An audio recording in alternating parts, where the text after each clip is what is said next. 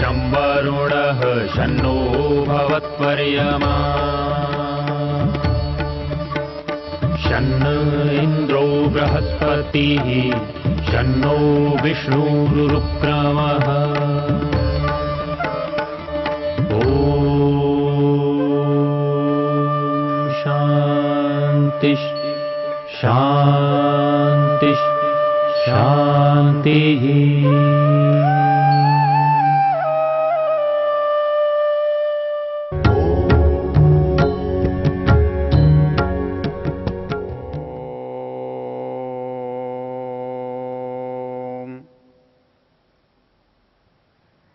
हम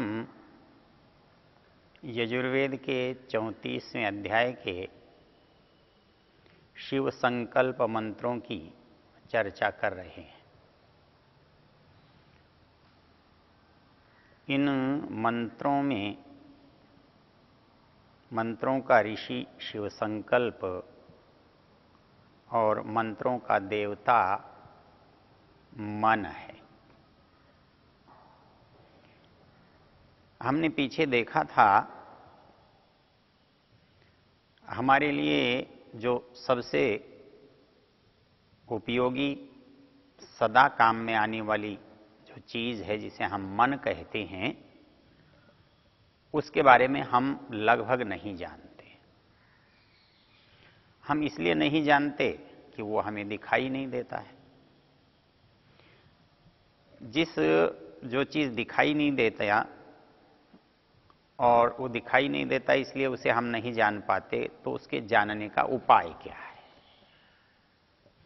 उसके जानने का एक उपाय है,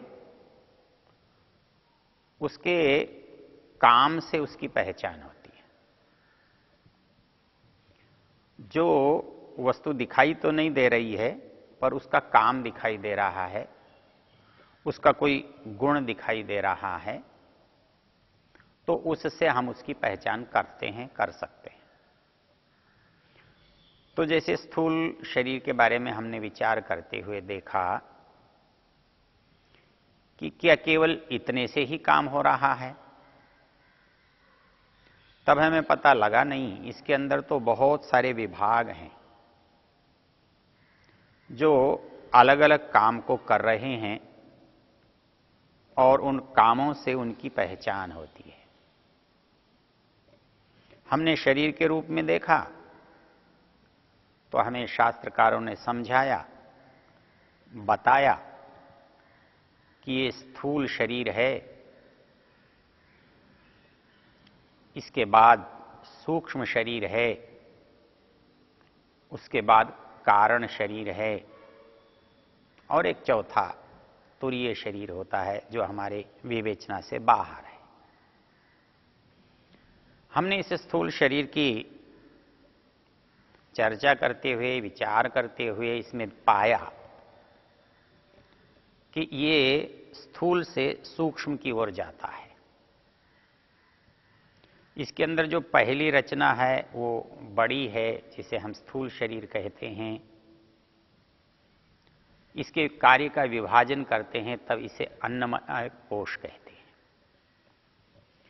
उसके बाद जो इसके अंदर क्रिया होती है हमने देखा था, उसे प्राणमय कोश कहते हैं।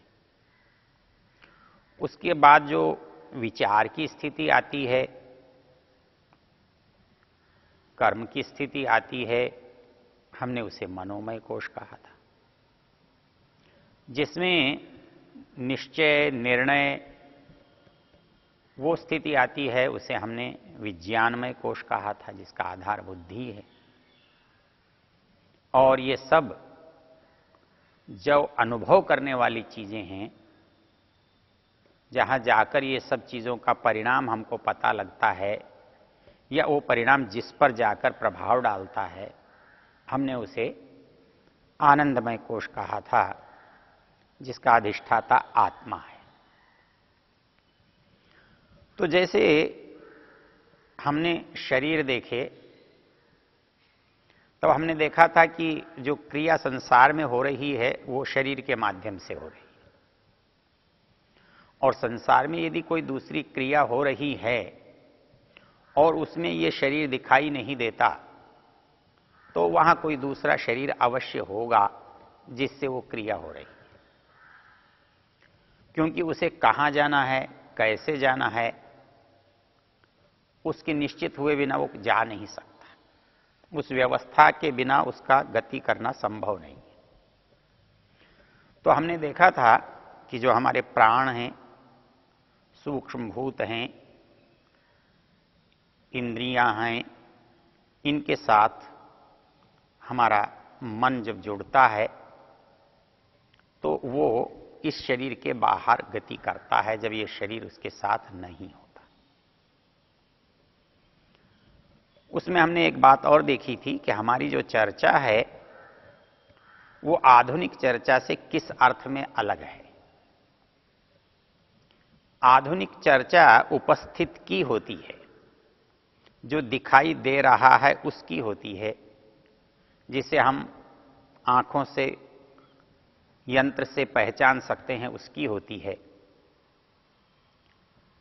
हम आधुनिक चर्चा में मन क्या करता है ये बता सकते हैं, लेकिन मन क्या है ये नहीं बता सकते। क्यों? कि वह परीक्षण की उसकी सीमाओं से परे है। तो इस दृष्टि से जब हम इस पर विचार करते हैं तो हमारे लिए दोनों विचार, हम मन कैसे करता है, मन क्या करता है, ये आधुनिक विज्ञान से भी समझ सकते हैं, और मन है क्या, इसको हम प्राचीन विज्ञान से समझ सकते हैं।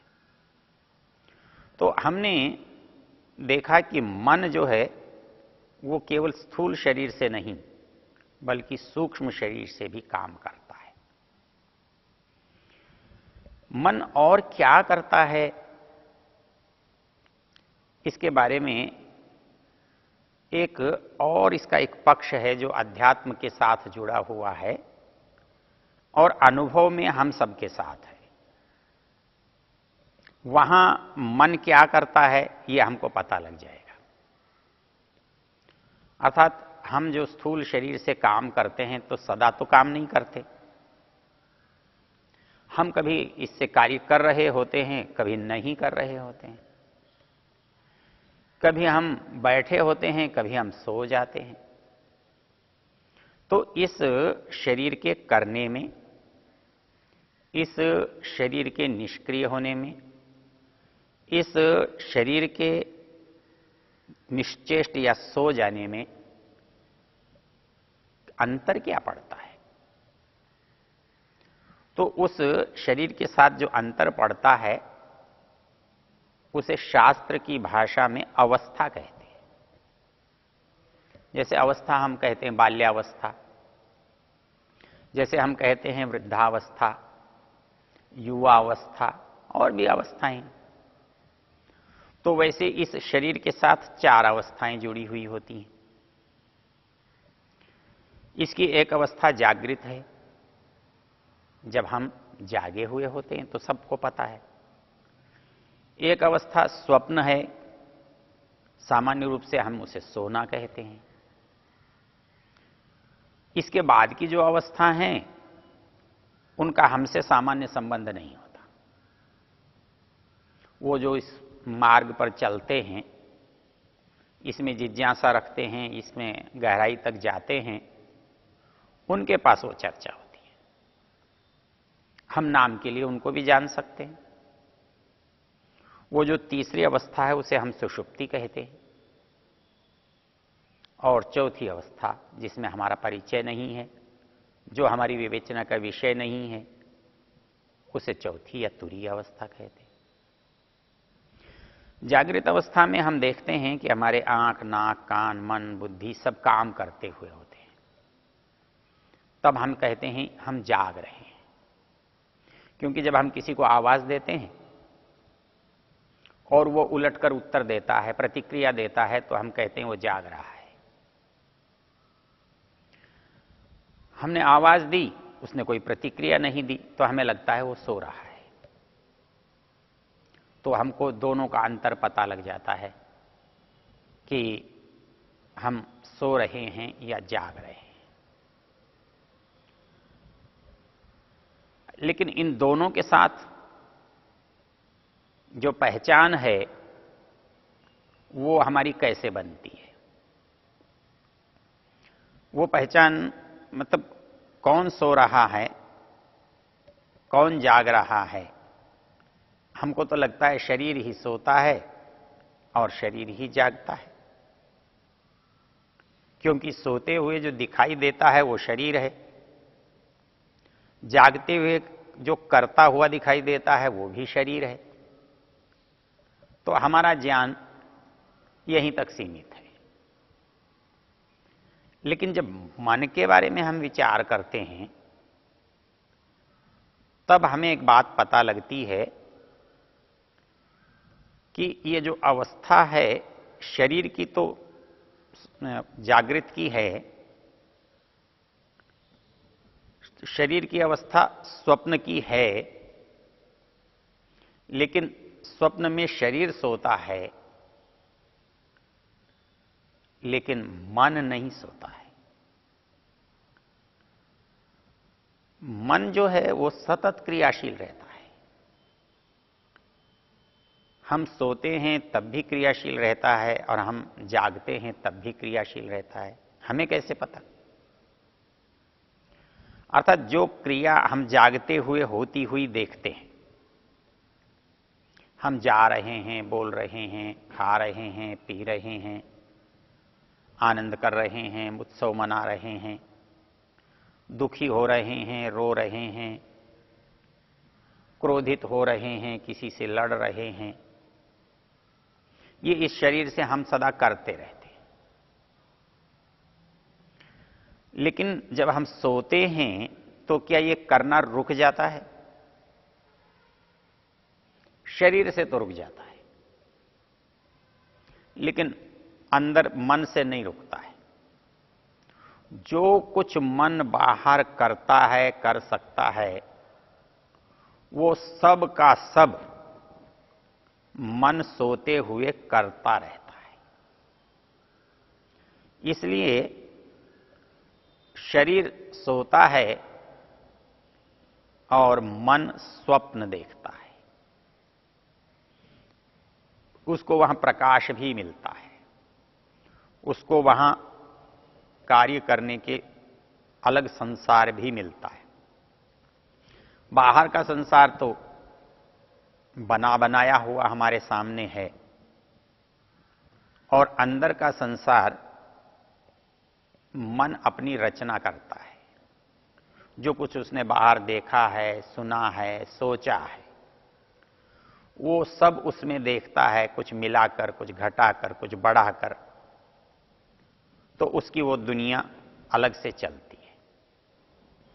वो जो अवस्था है उसको हम स्वप्नावस्था कहते हैं। और मन की एक जो अगली अवस्था है, जब ये स्वप्न नहीं देख रहा होता है,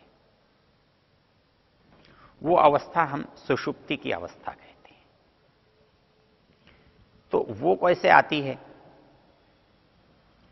वो तब आती है जब मनुष्य बहुत थका हुआ होता है, वो सोते हुए, जिसे हम गहरी नींद कहते हैं, उसमें चला जाता है।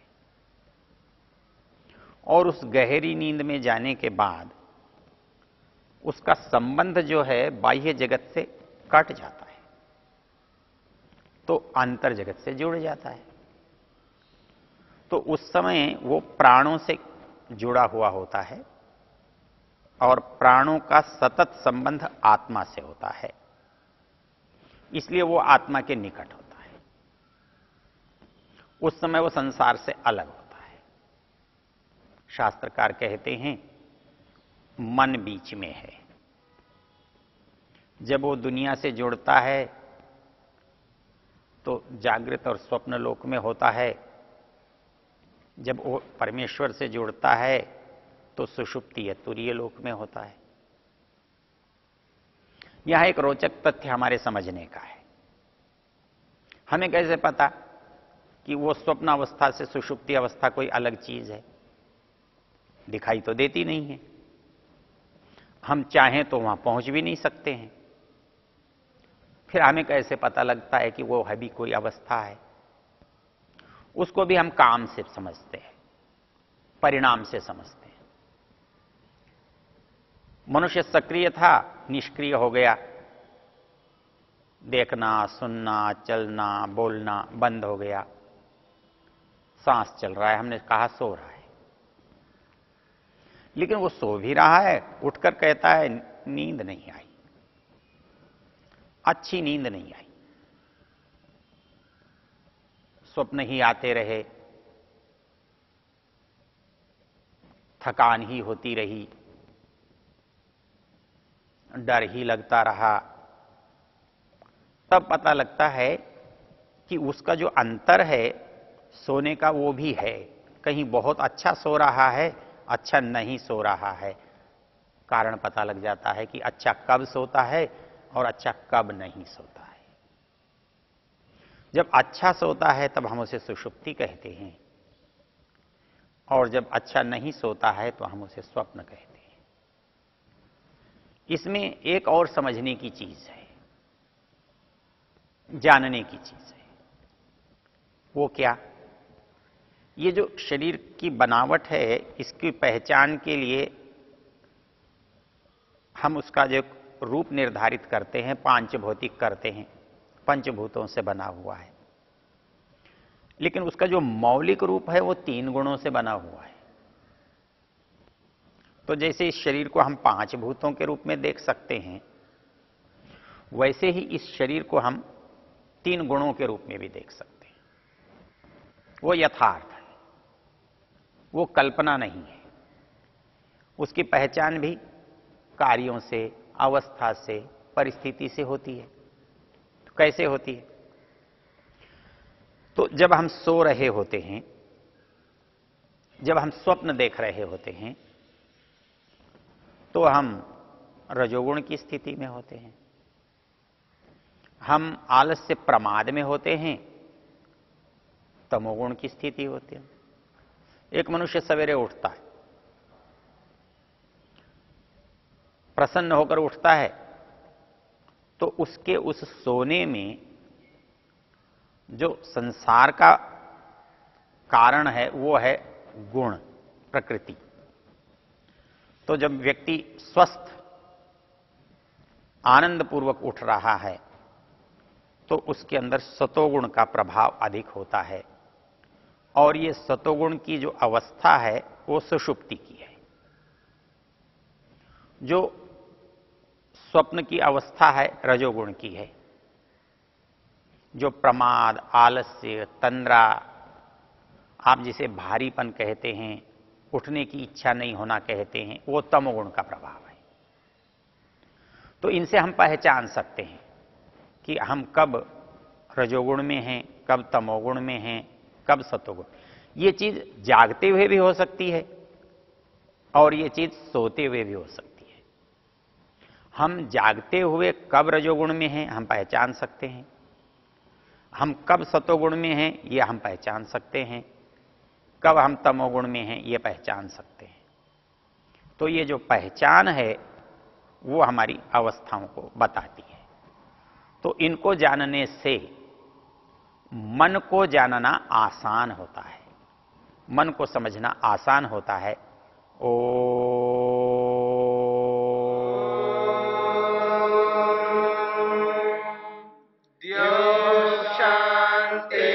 शांतिरंतरिक्षं शांति पृथिवी शांतिरापः शांतिरोषधयः